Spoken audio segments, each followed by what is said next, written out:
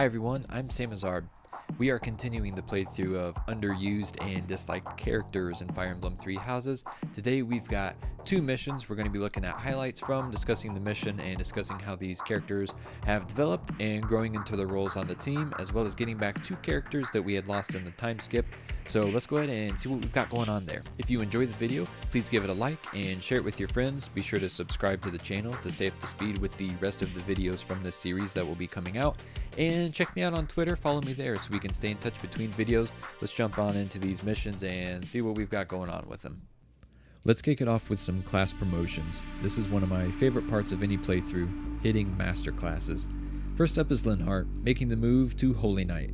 I like the way the armor looks on him with his colors, and the added mobility is going to be awesome, especially with him having Physic. Then we have my guy Raph, jumping up to Warmaster.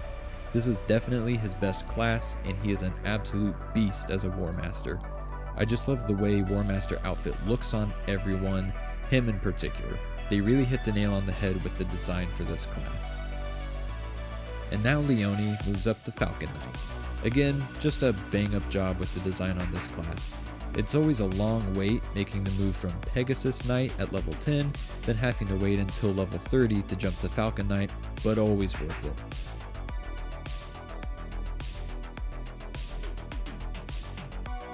And lastly, we've got Seteth moving to Mercenary.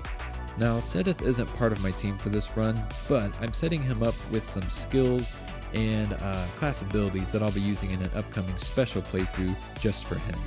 So jumping into the mission itself, we've got the ambush at Ailell. I know I'm probably saying that wrong, as usual. Gotta be honest, I don't care for this map. It's not just this mission. The Rumored Nuptials Paralog uses this map as well, and I just don't like it. Don't really know why, but I always seem to get myself into a bind when playing on this map. But the good news is that this mission I'll finally get Ashe back. And in classic fashion, I'm getting in trouble early on in this mission by losing Annette right off the bat. That really sucks because, as we know from prior episodes, she's one of my best units, and this mission has a lot of armor knights and great knights that she would have easily shredded through. I know I just mentioned that Raphael as a Warmaster is crazy good, but it really shows in both of these missions, including this one and the next one that we're going to go over. He busts out crits left and right, and it's just amazing. Here things get a bit more saucy for me. An enemy sniper gets a crit and one-shots Byleth. That's a hard loss because he's obviously one of my best units and he's a healer on my team. But hey, that's just how it goes in Ailell. I really wanted to use him to fight Ashe and recruit him back so I could see their unique dialogue, but I guess that'll have to wait until another playthrough. You may have noticed that Ignatz is actually starting to carry his weight a little bit, but even so, he's continuing to be cursed with bad growths. But I'll discuss more about what's going on with him here in a minute. And again, in typical fashion for this map, I lose another highly valuable unit, Hapi. Enemy reinforcements came in and just wrecked her.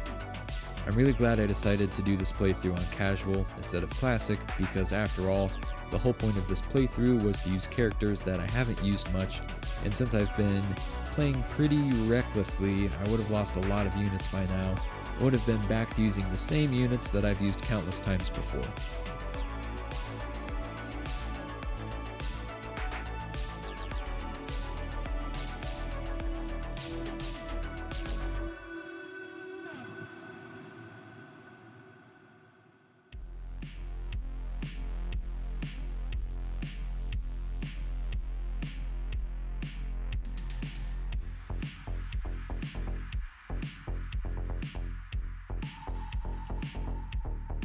Given how things were going this mission, I decided to just make a mad dash for the commander so I could beat him and end this mission quickly. I would normally try to farm out all of the enemy units first so I could get more XP, but not today.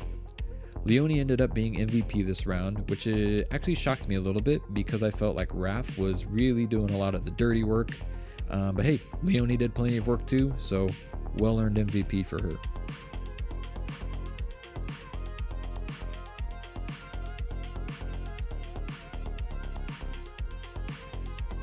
Now, I need to make a formal apology to Ignatz. I've been ragging on him since the first episode because he didn't seem to be carrying his weight. Well, I'm a big fool and didn't realize that I never promoted him to sniper class when he hit level 20. Ignatz, I'm sorry. I gave you the short end of the stick and it's all my fault. Please forgive. But anyway, let's cover one more mission before we end this episode. Here we've got the Great Bridge Coup. On this mission, we face off against Adrestian General Ladislava. But more importantly, we get to recruit back the last missing piece of our team, Lorenz. And perhaps even more important than that, we get to kill Acheron. I hate that guy. I feel like Ignatz got a much needed confidence boost after finally getting promoted to sniper, because he not only does very well on this mission, but he gets hit with an incredible stat growth after leveling up later on. In this mission, there are, again, quite a lot of armored units, so it gives my magic users a good chance to put in some work, especially Annette, who has high speed and always doubles armor enemies. But since they also have really high attack, I have to keep my fragile magic users out of the danger zone, so I keep Annette flying around and just sniping from afar with Hapi.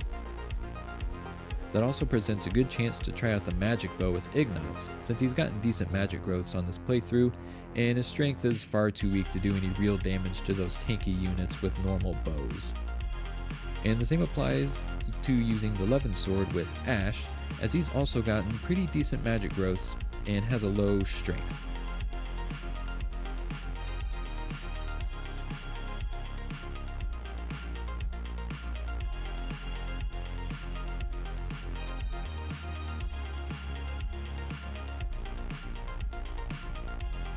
Can I just say how good it feels to finally be using Ashe again? As an assassin, he was a very good unit on my team prior to us losing him after the time skip. I get the feeling that as I move into the end game and level him up and get more growths, that he's going to be an outstanding unit as an assassin. In typical fashion, Raphael continues to wreck the battlefield in this mission. Seriously, he's just crazy. If there's one thing I've learned about this playthrough of disliked and underused characters, it's that I've been absolutely robbing myself by not using Raphael more.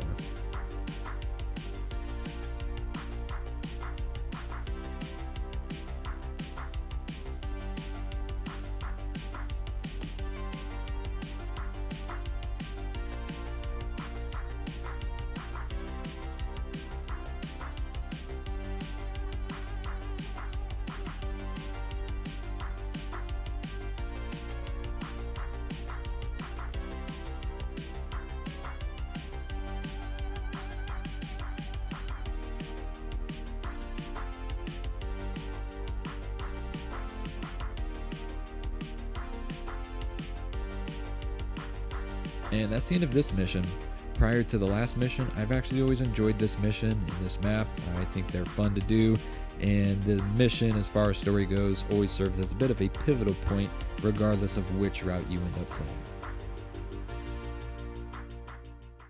Here we covered 2 missions. We got back Ashe and Lorenz. I'm really excited to have them back on my team, so be sure to subscribe to check out the next videos in this series so we can finally see those 2 in action a lot more, especially Lorenz, since we didn't get to see any of him in this episode. If you like this format, covering 2 missions within 1 episode, leave a comment and let me know. And of course, subscribe, like, share with your friends, and until then, we'll see you next time. Thanks for watching.